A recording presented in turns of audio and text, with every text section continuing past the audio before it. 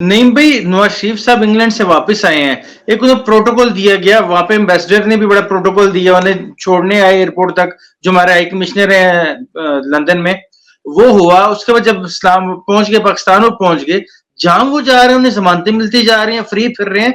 ये क्या चक्कर है? एकदम दुनिया बदल गई है, अदालतें बदल गई हैं, क्या हुआ ये?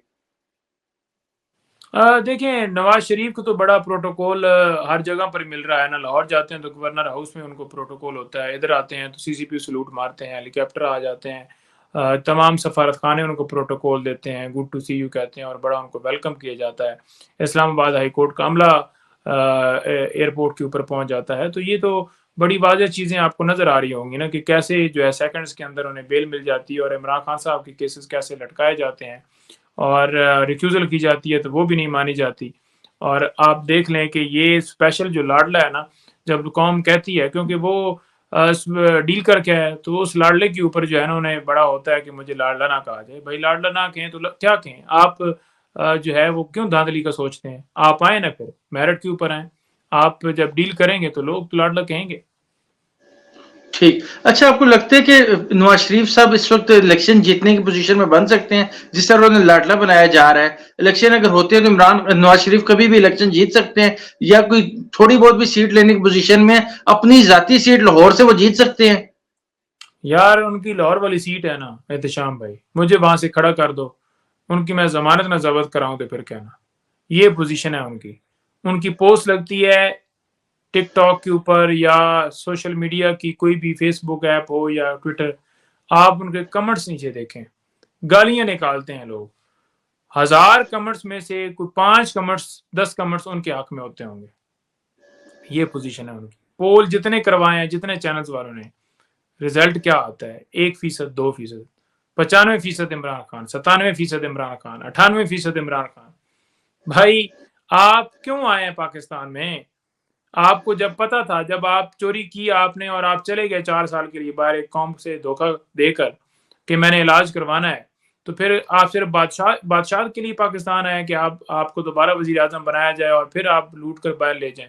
आज तक उन एवन फील्ड अपार्टमेंट्स का, जो कि लंदन की सबसे महंगी तरीन जो है वो प्रॉपर्टी है और वो 7 अरब प्लस की प्रॉपर्टी है, तो आप कैसे वो उसको लाखों में ले सकते हैं? या मुझे तो नहीं पता एग्जैक्ट उसकी कीमत 1-2 करोड़ थी या कुछ चंद लाख थे, लेकिन उसके हवाले से आज तक उन्होंने बताया है कि वो जो है वो कहाँ से पैसा है या कैसे उन्होंने खरीदी। कोई जवाब नहीं दिया, आज तक रसीदें नहीं दी गई और उनकी सजा भी सस्पेंड कर दी गई है, बाइज्जत भी बरी किया जाएगा। यही हमारा सिस्टम है, जो इसे कहते हैं फिक्स मैच।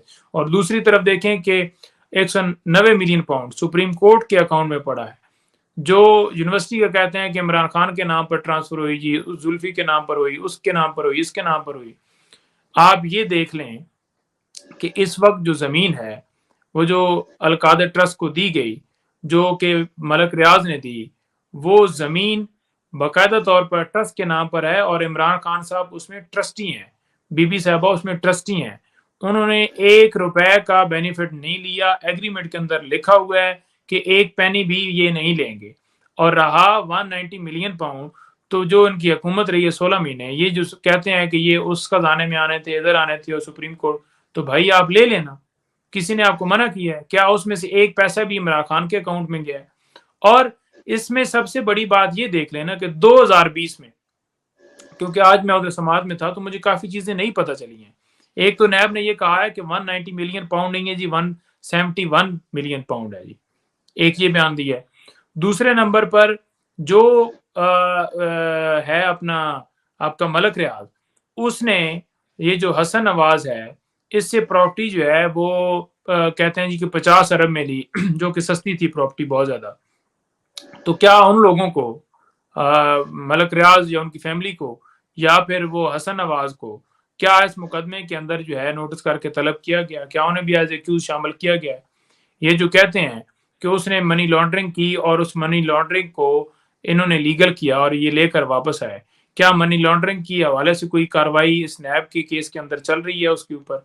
और दूसरे नंबर पर ये वहां पर एग्रीमेंट हुआ था, जो आप ये कहते हैं ना जी कि वो आपने बल्कि मुझसे सवाल भी किया था کہ یہ جو بند لفافہ ہے وہ رکھا گیا اور یہ کیا گیا، وہ یہ باقاعدہ طور پر جو NCA ہے اس کے ساتھ یہ ایگریمنٹ ہوا تھا کہ اگر اس کو سیکرٹلی کریں گے تو تب وہ آپ لے کر جا سکتے ہیں، اگر اوپن یہاں پر کریں گے تو اس کے لیے آپ کو کیس کرنا پڑے گا، اور اس کیس کرنے کے لیے جو ہے 100 ملین پاؤنڈ وہ جو ہے وہاں پر رقم خرچ آنی تھی۔ اور خان صاحب نے کہا کہ دیکھیں کیونکہ اس وقت کے جو وزیر قانون تھے یا جو ساتھ تھے، انہوں نے مشورہ دیا کہ ہم کب پہلے جیتے ہیں کیس، اور ہم اگر وہاں پر ان کی یہ ثابت کرتے رہیں گے کہ یہ منی لانڈرنگ کا ہے اور ہمارا پیسہ ہے اور یہ ہے وہ ہے، تو اس میں کیا ہوگا کہ وہ کیس بھی ایک ہاریں گے اور 100 ملین بھی اپنی طرف سے چلا جائے گا۔ تو ایک 190 ملین اگر باہر سے آ رہا ہے پاکستان تو اس کو آنے دیا جائے۔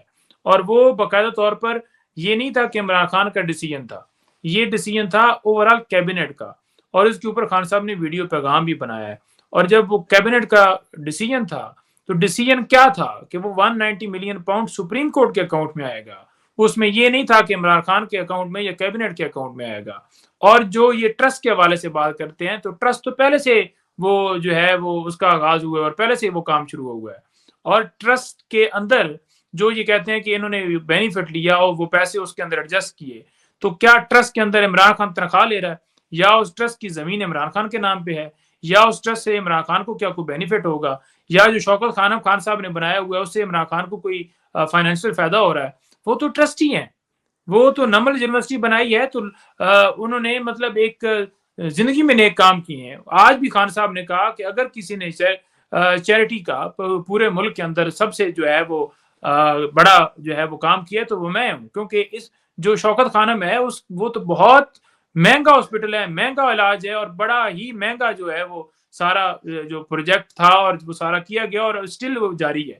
تو اس کے اندر عمران خان تو کوئی اس کو جو ہے وہ نہیں کر رہا ہے کہ اس کو وہ ہیڈ کرتے ہیں یا کوئی اکاؤنٹ ان کا اس کے اندر اوپن ہوا ہے، بلکہ وہ تو ایک ایسا ادارہ ہے جس کے اندر وہ ٹرسٹی اور وہ سارا وہ چلا رہے ہیں۔ تو اس کے اندر اسی طرح کا یہ بھی تھا کہ ایک اسلامی جو ہے وہ ہمارا ملک ہے، اور مدینہ کی ریاست کا خان صاحب ہمیشہ انہوں نے بات کی ہے کہ ہم نے مدینہ کی ریاست بنانی ہے۔